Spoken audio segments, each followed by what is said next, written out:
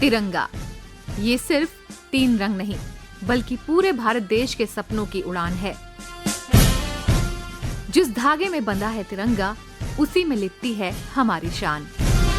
नमस्कार दोस्तों, आप सुन रहे हैं अपना रेडियो 96.9 FM। मैं हूं कविता। आप सुन रहे हैं हमारा विशेष कार्यक्रम तिरंगा, पहचान भी और अभिमान भी। दोस्तों, आज का दिन समर्पित है उस प्रतीक को जो हवा में लहराते ही दिल में जोश भर देता है, जिसे देखकर आंखों में गर्व और सीने में देशभक्ति उमड़ पड़ती है। आज है राष्ट्रीय ध्वज दिवस। तेरी शान पे सदके कोई धन है क्या, तेरी धूल से बढ़ के, तेरी धूप से रोशन, तेरी हवा पे जिंदा, तू बाग है मेरा, मैं तेरा परिंदा, है अर्ज़ ये दीवाने की। ये कैसा दिन जब हम नमन करते हैं उस तिरंगे को जिसके नीचे हमने आजादी का इतिहास लिखा, जिसके साए में हमने देश को बनाया और जिसकी छांव में हम हर रोज आगे बढ़ रहे हैं। एक तेरा नाम है साजा, हो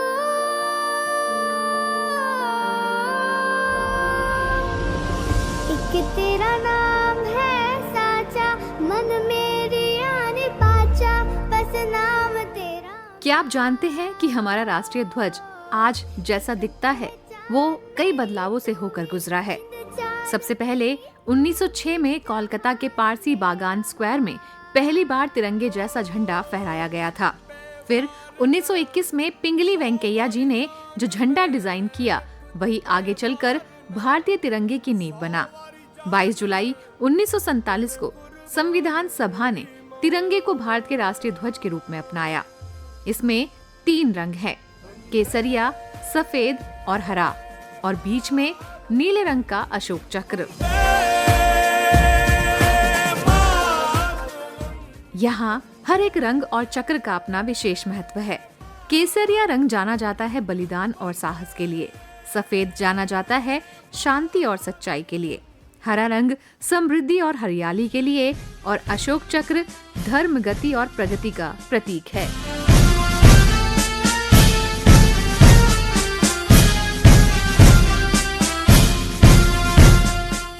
दोस्तों, जब भी हम तिरंगे को लहराते देखते हैं तो हमें गर्व, एक आत्मा से जुड़ाव और वो पल जो आपको याद दिलाता है कि एक महान देश के नागरिक हैं हम।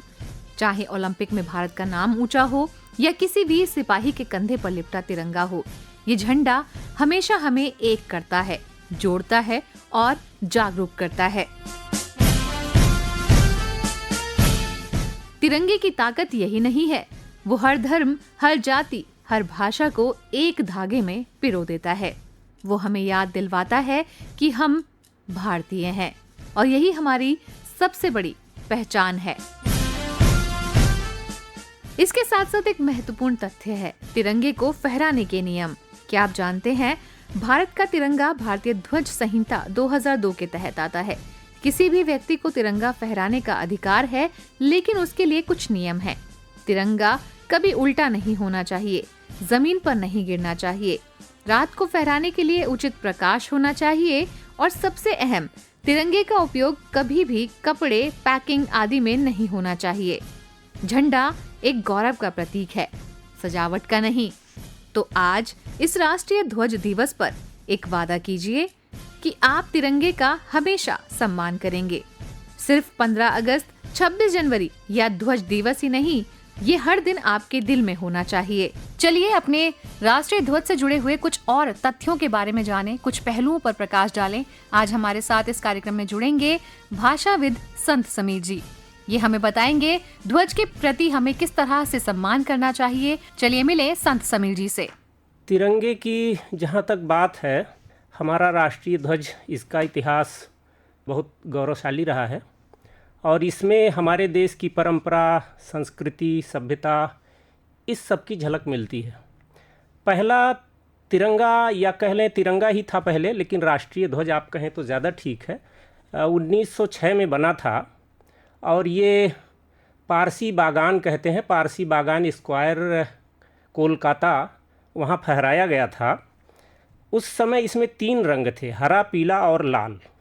8 कमल के फूल थे, तो इसको कलकत्ता ध्वज के नाम से हम जानते हैं। इसके बाद 1907 में पेरिस ध्वज बना। पेरिस ध्वज इसलिए इसका नाम पड़ा कि पेरिस में यह पहली बार फहराया गया था, और इसको जो बनाने वाले थे भीकाजी कामा और वीर सावरकर थे। ये दिलचस्प बात है। और इसमें भी दिलचस्प बात है कि 3 ही रंग थे, हरा, केसरिया और लाल। इसमें सूरज और चंद्रमा के बीच में जो है वंदे मातरम लिखा हुआ था। जैसा कि सावरकर की धारणा थी, उस हिसाब से वंदे मातरम इसमें लिखा गया था। 1907 में ये बना। इसके बाद 1917 में होम रूल ध्वज आया। तो होम रूल ध्वज को जो है श्रीमती एनी बेसेंट और तिलक ने बनाया था मिलकर। इसमें 5 लाल और 4 हरे रंग की पट्टियाँ थीं। बाईं तरफ कोने में यूनियन जैक था और 8 कोनों वाला एक इसमें सितारा था जो सप्तर्षि का प्रतीक माना गया। इसके बाद 1921 में गांधी जी ने सुझाव दिया एक राष्ट्रीय ध्वज बनाने का, और इसमें प्रस्ताव जो है पिंगली वेंकैया का था। तो 2 रंग इसमें इस्तेमाल किए गए थे, लाल और हरा। लाल का मतलब ये हिंदू का प्रतीक था और हरा जो है मुस्लिम का प्रतीक था। हम जानते हैं ये दोनों रंग हिंदू और मुसलमान से जुड़े हुए हैं, तो एक सांप्रदायिक सद्भाव की भावना से गांधी जी ने ये सुझाव दिया था। लेकिन इसके बाद जो सबकी सम्मति से स्वीकार किया गया वह पंचवर्ण ध्वज कहा गया 1931 में, और इसमें केसरिया, सफ़ेद और हरा ये 3 रंग इस्तेमाल किए गए थे। चरखा बीच में रखा गया था, तो चरखे को जो है अपनी उन्नति का या उद्योग का प्रतीक माना गया था। और इसी को हम कह सकते हैं कि जो वर्तमान ध्वज जो है वो एक तरह से ये पूर्वज है हमारे वर्तमान ध्वज का। तो इसके बाद जो है 1947 में 22 जुलाई को जो हमारा ध्वज बना है, जो आज भी है हमारे पास, उसमें केसरिया रंग था, सफ़ेद था और हरा था। केसरिया ऊपर ये साहस का प्रतीक है, वीरता का प्रतीक है, बलिदान का प्रतीक है। सफ़ेद जो है सत्य का प्रतीक है, शांति का प्रतीक है और दिग्दर्शन का प्रतीक है कि जो रास्ता दिखाए। हरा रंग जो है वो समृद्धि का, हरियाली का प्रतीक था। तो इस तरह से हमने 3 रंगों का राष्ट्रीय ध्वज बनाया। और इसमें एक विशेषता ये हुई कि चरखे को हमने बाहर कर दिया, और ये माना गया कि चरखे को संयोग से कुछ लोग धर्म वगैरह से जोड़ सकते हैं, तो इसलिए इसमें अशोक का चक्र जोड़ा गया और उसको माना गया कि न्याय, धर्म, गति, निरंतर विकास वगैरह का प्रतीक समझकर इस तरह से ये बना। और इस ध्वज का जो अनुपात है वो 3 और 2 का है। ये हम कभी भी नापेंगे तो चाहे जितना बड़ा बनाएं चाहे जितना छोटा बनाएं, लेकिन अनुपात इसका यही रखने की ज़रूरत होती है, यही रखा जाता है। और इसमें जो है इस देश की सभ्यता, संस्कृति, इतिहास और समृद्धि, आगे बढ़ने की लालसा, ये सारी चीज़ें इसमें समाहित हैं। और हमने दरअसल अपनी सांस्कृतिक विशेषताओं के हिसाब से एक ऐसा प्रतीक गढ़ा है तिरंगे के रूप में, राष्ट्रीय ध्वज के रूप में, कि जो हमको हमेशा प्रेरणा देता रहे कि इस देश को आगे बढ़ना है और इस देश के लोगों को साथ मिलकर काम करना है, जिससे कि हम दुनिया में समृद्धि के रास्ते पर चल सकें। तो ऐसा हमारा ध्वज है, बहुत ही गौरव है इसका, गौरवशाली इतिहास है। और शायद इतना गौरवशाली इतिहास कम राष्ट्रों के राष्ट्रीय ध्वज का होगा, तो यह बड़ी बात है। और हमारे यहाँ चूँकि सोचने समझने वाले लोग थे, तो इस नाते इस तरह से सोचा और सभ्यता की, इतिहास की बहुत पुरानी बातों को इसमें जोड़ा।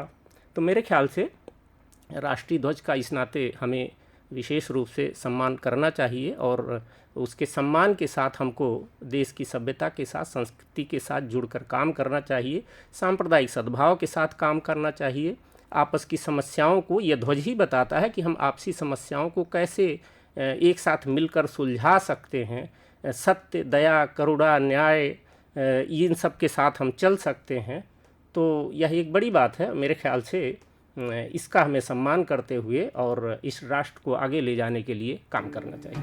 अपना है दिल ये। तो आइए इस दिन हम अपने झंडे के प्रति अपना सम्मान फिर से प्रकट करें, फिर वो चाहे सोशल मीडिया पोस्ट से ही क्यों ना हो। अपने व्यवहार, अपने कर्मों और अपने योगदान से देशभक्ति के प्रति अपना कर्तव्य निभाइए, क्योंकि देश का झंडा तभी ऊंचा लहराता है जब उसके नागरिक सिर ऊंचा करके चलते हैं। अब मैं कविता शर्मा लेती हूँ आपसे विदा, पर ये याद दिलाकर कि हम हैं तिरंगे के सिपाही और हर रोज हर मोर्चे पर हमें इसकी रखवाली करनी है। जय हिंद, जय भारत। छोड़े जाती हूँ आपको इस प्यारे से गीत के साथ। नमस्कार।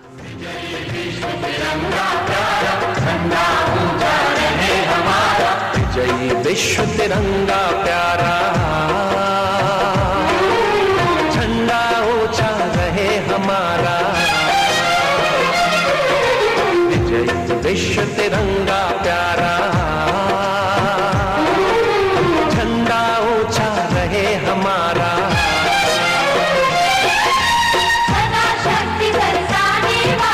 प्रेम सुधा बरसाने वाला, वीरों को हर्षाने वाला, मातृभूमि का तन मन सारा। विजयी विश्व तिरंगा प्यारा, झंडा ऊंचा रहे हमारा। विजयी विश्व तिरंगा प्यारा, झंडा ऊंचा रहे हमारा।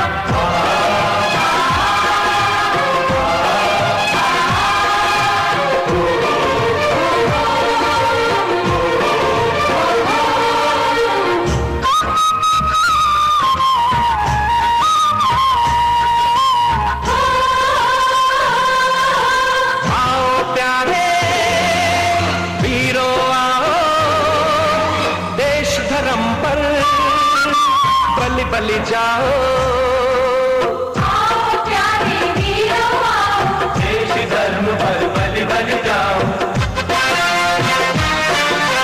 आओ प्यारे वीरों आओ, देश धर्म पर बलि बलि जाओ। एक साथ सब मिलकर गाओ, प्यारा भारत देश हमारा।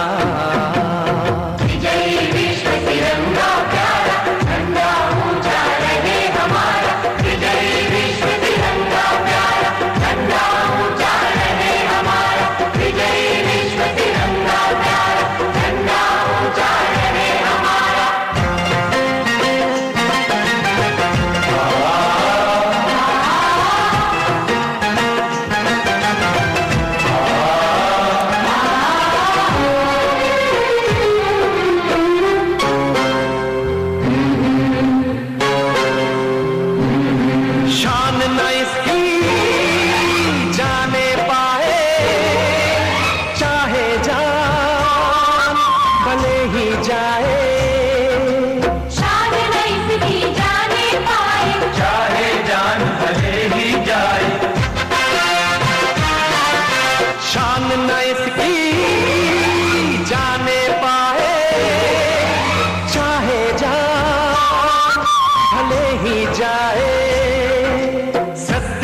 विजय कर दिखलाए, तब होवे प्रण पूर्ण हमारा। विजयी विश्व तिरंगा प्यारा, झंडा ऊंचा रहे हमारा। विजयी विश्व तिरंगा प्यारा, झंडा ऊंचा रहे हमारा।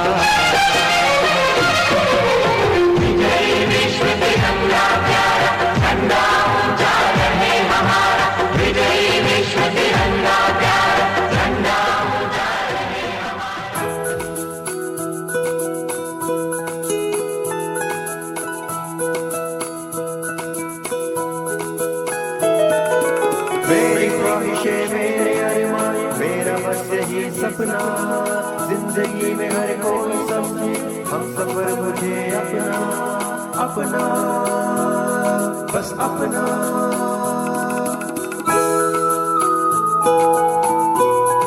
अपना रेडियो 96.9 FM